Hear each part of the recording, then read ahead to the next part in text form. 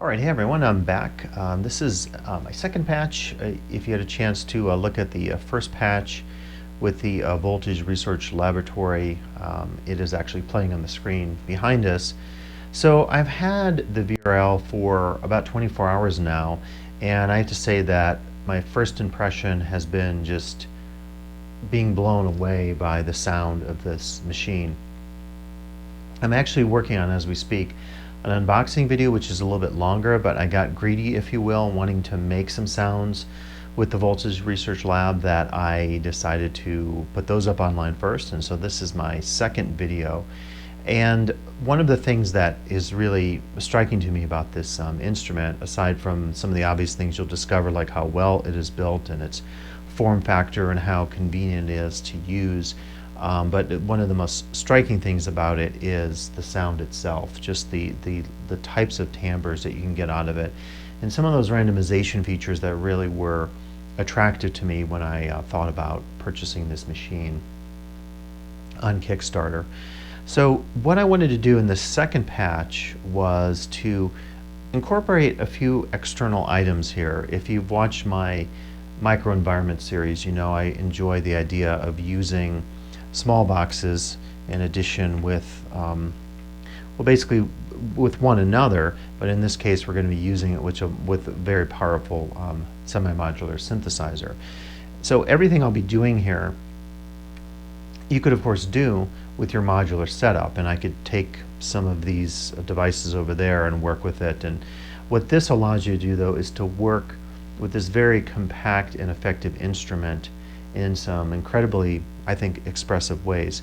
So I thought I would try to use the Olegtron 4060, and of course actually both instruments I'm using today external to the VRL are very versatile, and you could do audio and CV control voltage in and out, and so it's very versatile to be able to add these on almost as like utility modules that will allow you to add things in and out, essentially using the VRL as a hub. And I think one of the biggest things I would say about this is if you're thinking about maybe right now going into Eurorack and you're like, well, I want to use a semi-modular instrument and have that as my go-to instrument, I really believe this could be your ticket, because I've just been impressed with the versatility of what can be done with the very few modules here. And of course some of these have dual functions, multiple functions actually.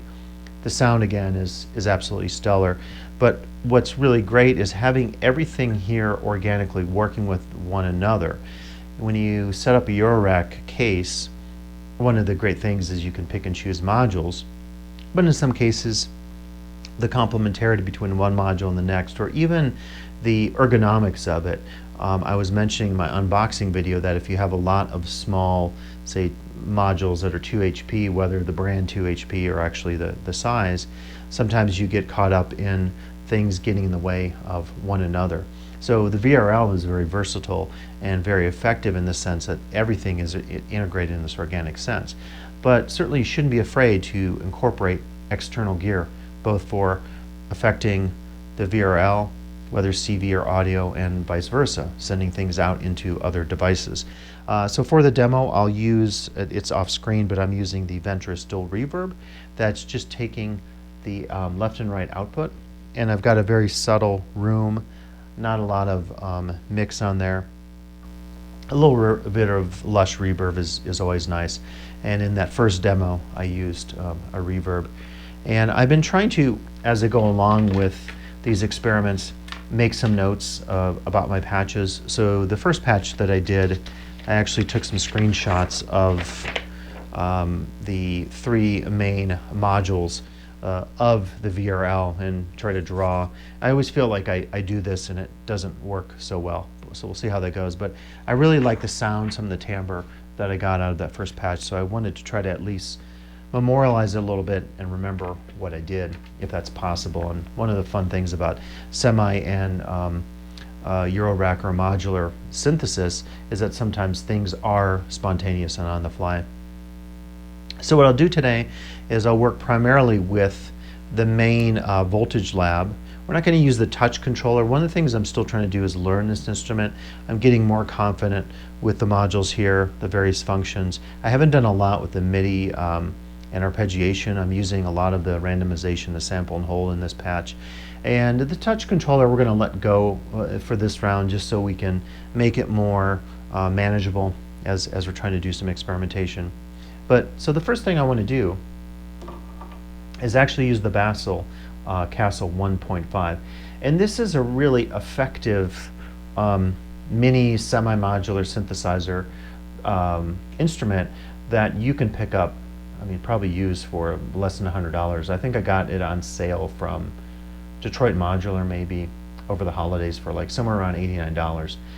What's cool about a lot of these small instruments is not just their form factor, and it runs on 3 batteries, AA batteries, but you have the opportunity to do some really complex things, in this case patching with DuPont cables.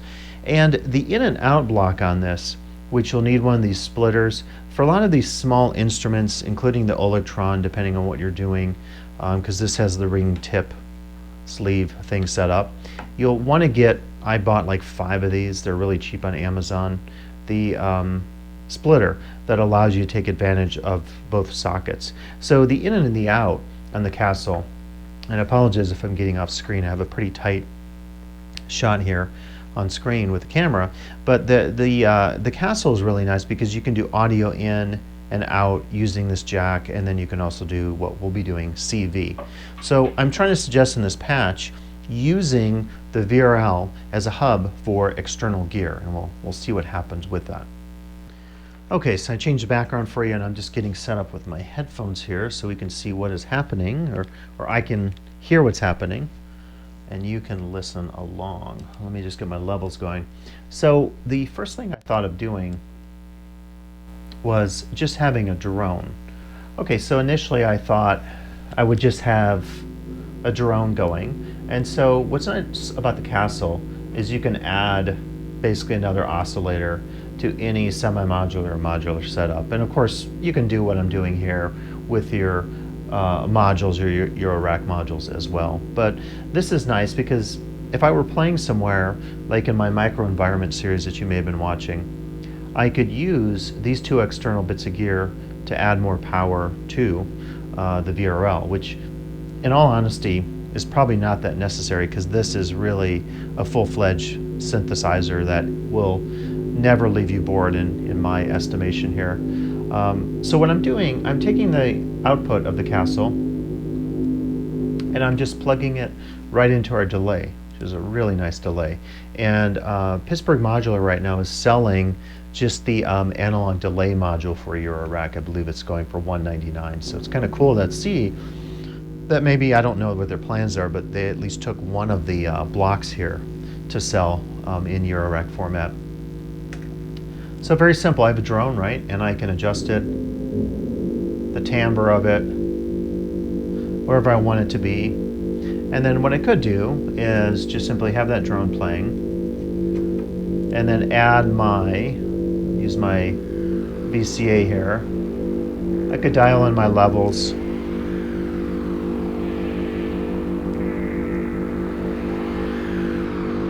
So what you're hearing here is the primary and secondary oscillators playing, and I'll get into that patch in a bit. Anytime you're using external gear, you have to think about a VCA or an ability to obviously mix in your levels of your various voices. But I thought, well, what if I actually used some of the unused CV functions that I'm using for my patch here? What if I use those for controlling some aspect of the Kastle? In this case, I have it, I'm going to be affecting the wave shape a little bit. So all I've done is taken, using my adapter, I'm going to take a signal out of the VRL, and I'm really excited about the function generator, so we'll just take the out of function generator B.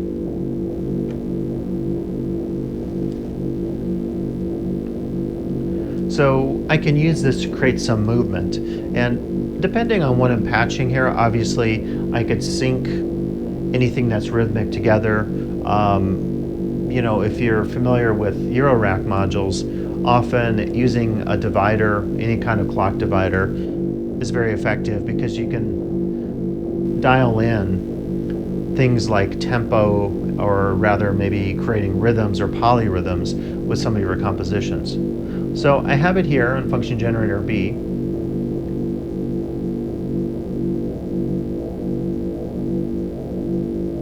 So I can create something rhythmic very quickly.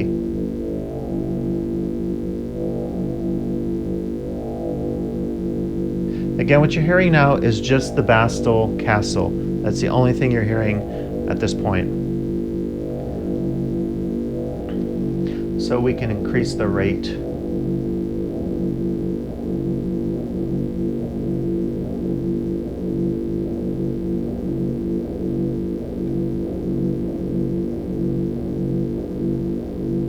And I can further adjust the timbre, of course.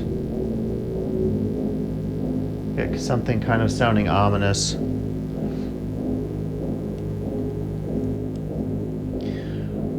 And something as simple as that, rhythmically and also sonically, the timbre of it, for me at least, is enough to get a composition started. So that's kind of my first block of working with external gear. Now what I can do is, just for the sake of hearing this, let's turn off the Kastle.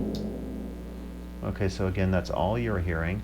And let's plug back in our oscillator.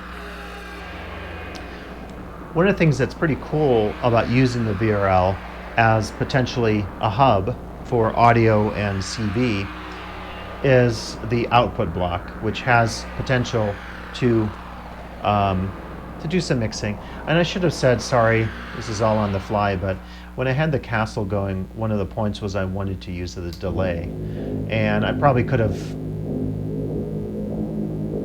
done a little bit with the delay as well. It's just adjusting the mix. I'm still trying to remember all the dials here. If I wanted to, just for the sake of experimentation, since we're back here with the Kastle, I could immediately maybe do something with the time CV input. It's really nice on the VRL, you've probably figured this out. Anything that has a circle, with a couple exceptions here, but any of the jacks that have a circle are inputs. And as everyone says with Eurorack and semi-modular, with some exceptions, if you are working with something like the Folktech Mescaline, which has some 12-volt power outs that you don't want to mix up, but you really can't go wrong with mixing different jacks, ins and outs, CV versus audio, whatever you want to try. Plug things in, experiment. It's really what Richard was saying recently in a live cast, that really to use this instrument as a form of experimentation, hence the name. So here's an Olegtron 4060. Not a particularly complex patch. I have a chip in here which is giving me some sort of fluctuations of the signal.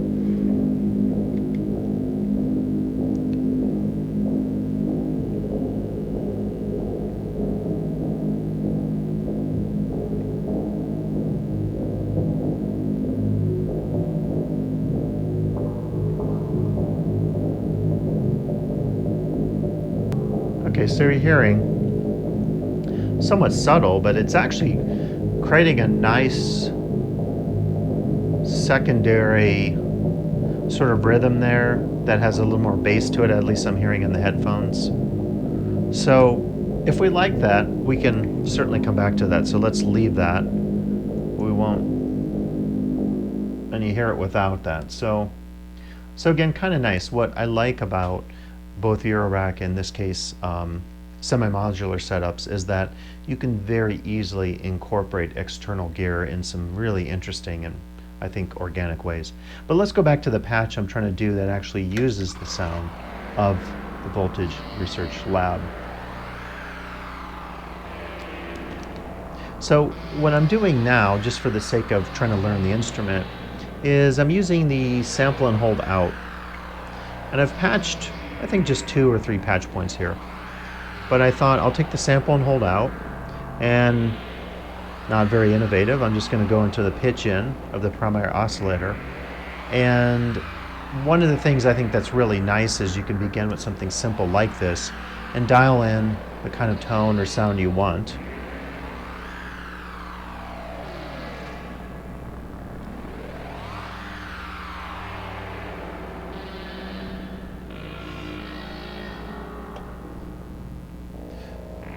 You're actually hearing the secondary oscillator being affected kind of like with, I guess, an envelope generator from function generator A, so I unplugged that.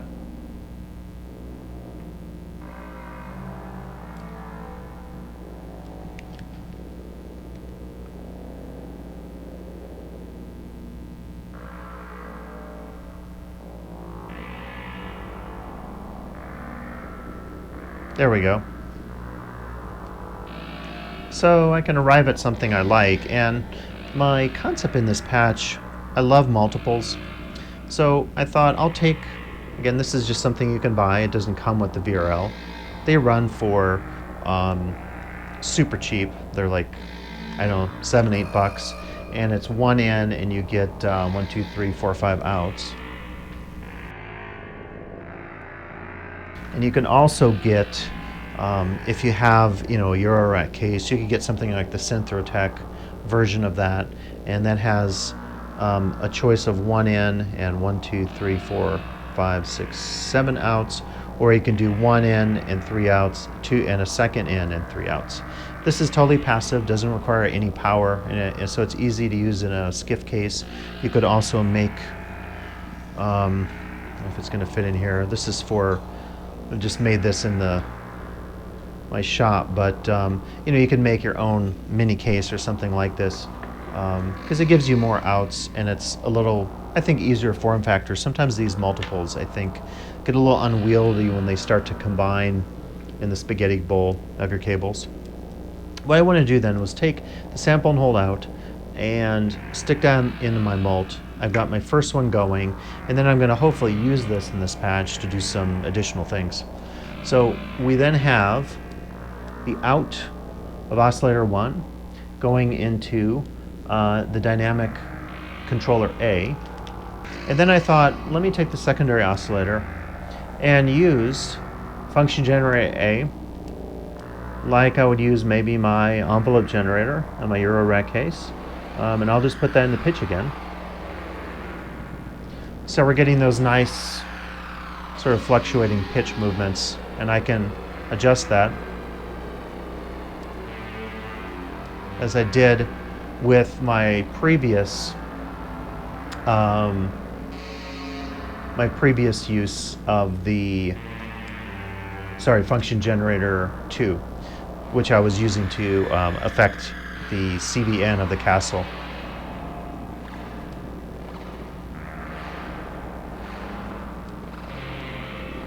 So you get some nice possibilities here.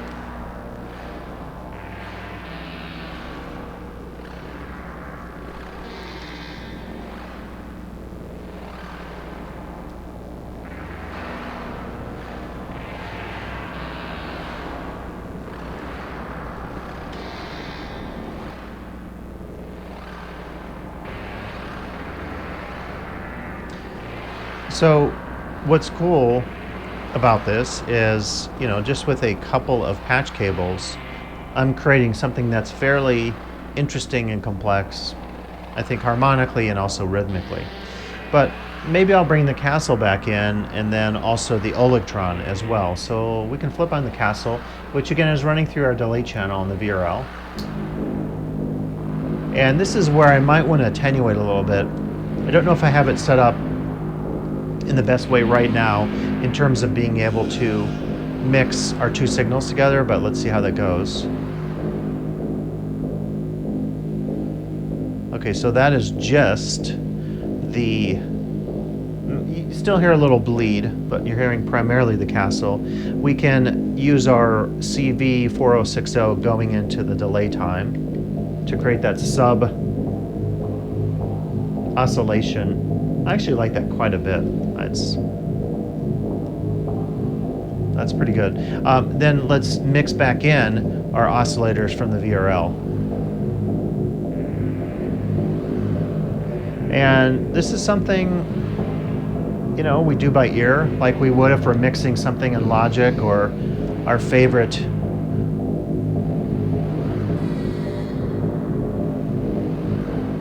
mixing console.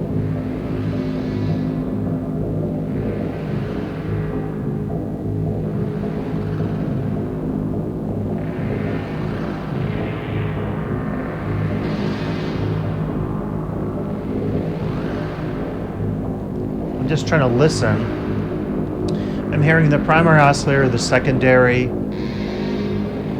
and I'm hearing that bass pinging from the delay, and I'm losing a little track of the oscillation from the original drone from the Kastle. It's hard to make sense of all four of those parts.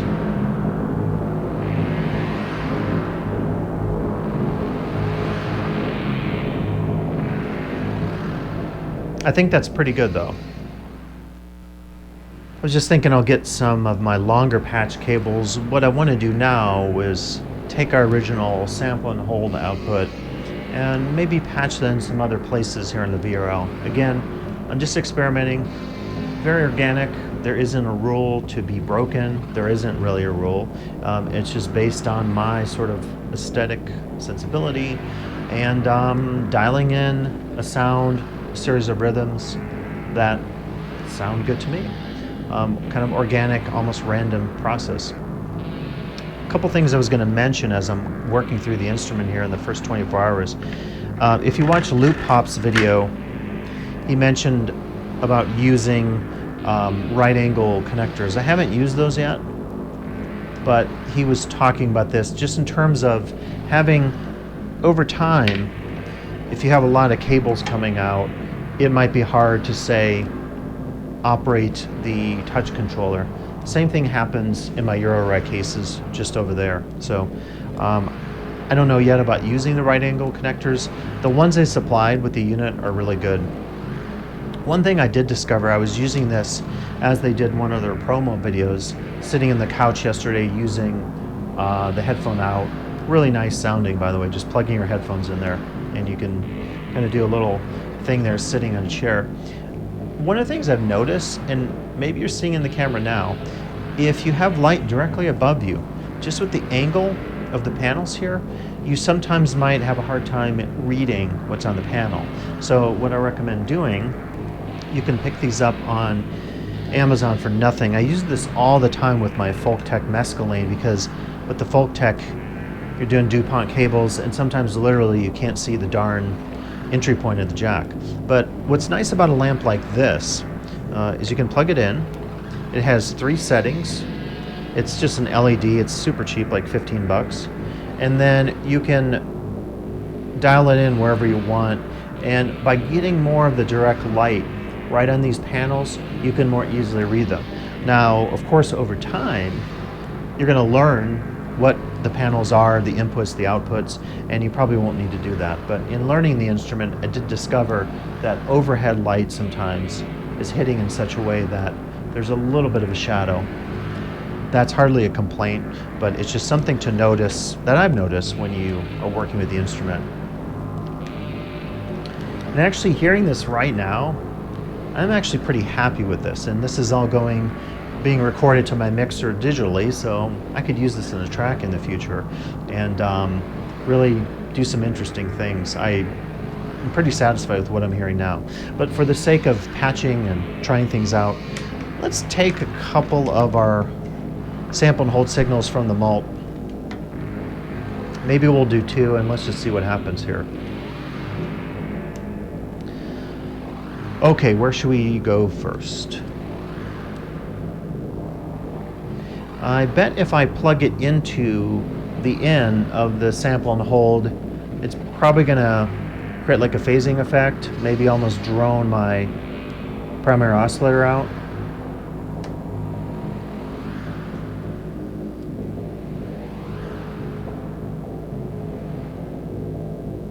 I'm gonna have to pull out our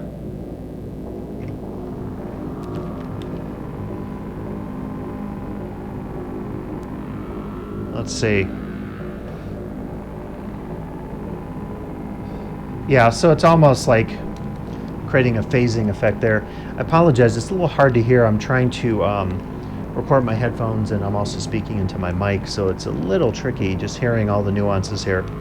So that didn't do anything. Maybe.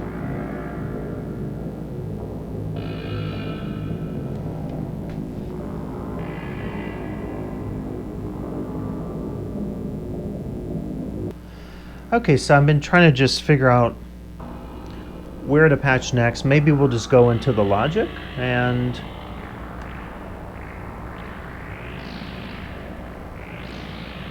again, you're not hearing the Kastle turned off, and then I don't have the envelope hitting the secondary oscillator.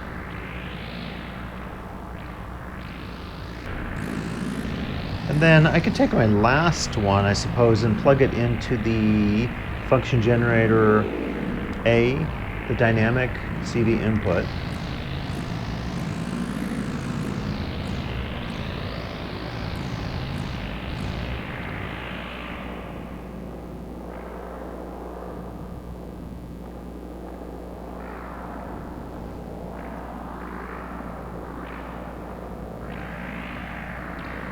One of the greatest things about working in the modular world is that once you have something patched, depending on what you're doing, with one movement of a knob, you can radically alter the timbre of a sound, its rhythmic movement, its harmonics.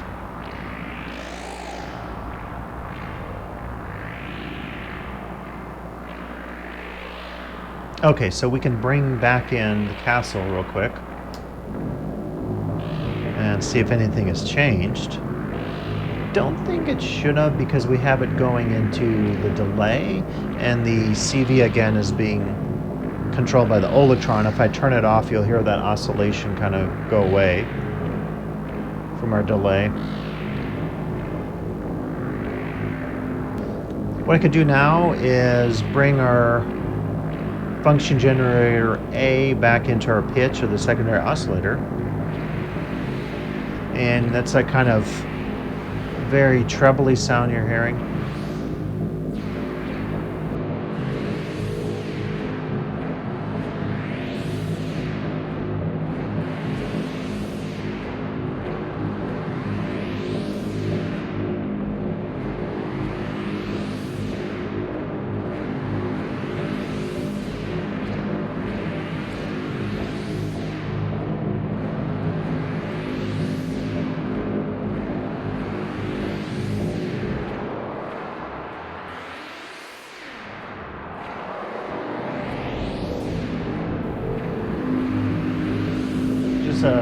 Toggling the pitch of the Kastle there.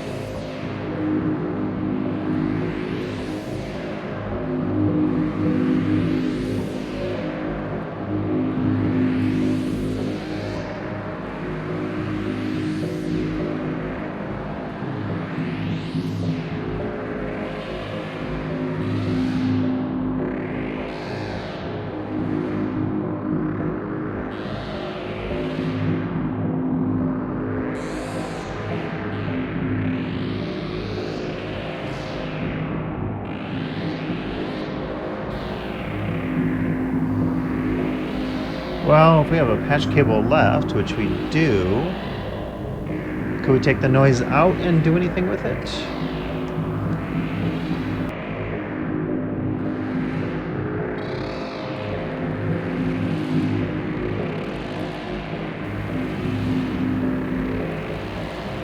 So that's kind of interesting, getting those oscillations, taking the noise out into the hold in on the sample and hold module.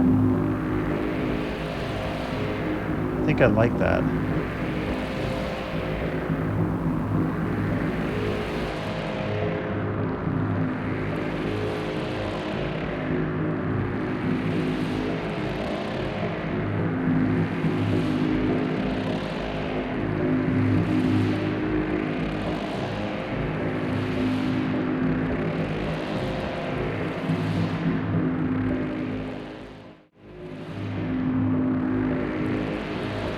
All right, I might tweak that a little bit here as the video runs out, but again, I wanted to give you just a sense here working on my second patch with the VRL of how versatile it is, how organic it is to work with, and how easy it is to incorporate external gear, CV audio going in and out of the hub, as I'm calling it here, of the Pittsburgh Modular Voltage Research Laboratory.